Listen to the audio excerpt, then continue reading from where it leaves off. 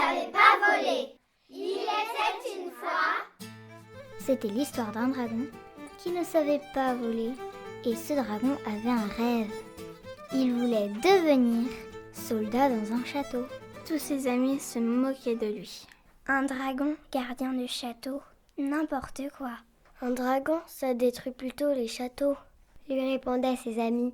Mais notre dragon préférait leur répondre: il faut servir à quelque chose dans la vie, plutôt que tout détruire. Mais tu te rends compte que si tu deviens garde, à un moment donné, tu vas vraiment finir par t'ennuyer. Notre dragon continuait de leur expliquer que comme il ne savait pas voler, de toute façon, il ne risque pas de faire grand-chose. Ses amis décidèrent donc de lui apprendre à voler. Nous allons essayer plein de techniques. Nous allons bien trouver un moyen pour que tu puisses voler. Et tous ses amis se mirent à lui donner des conseils.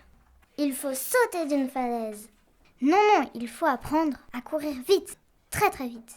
Il faut plutôt lui apprendre à cracher du feu sur le sol pour que la chaleur le fasse monter plus haut. Sinon, on le fait grimper à un arbre. Il saute sur un ressort.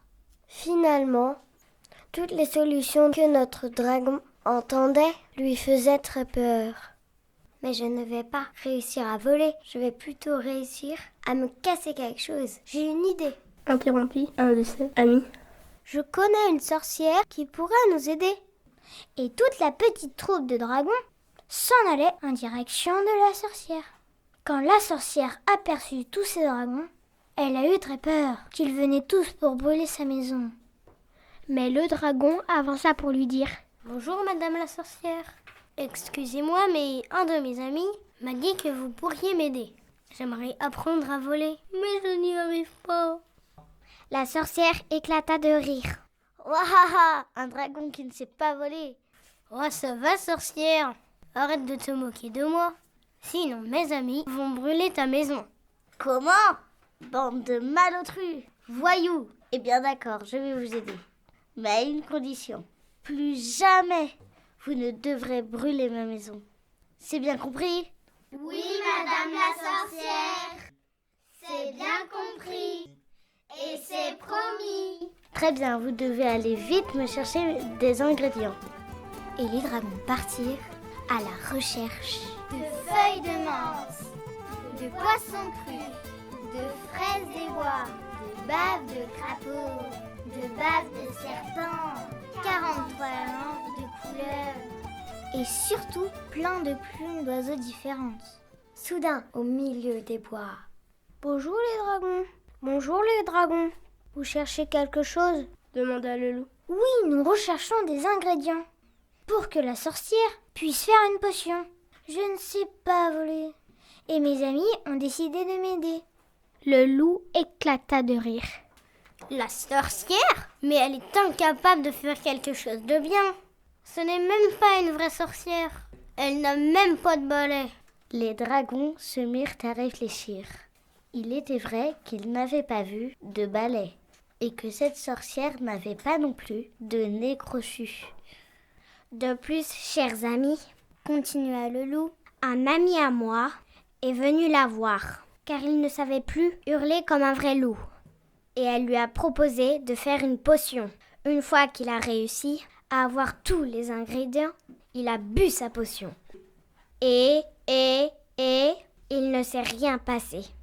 Il n'a jamais réussi à hurler. Et il est devenu muet.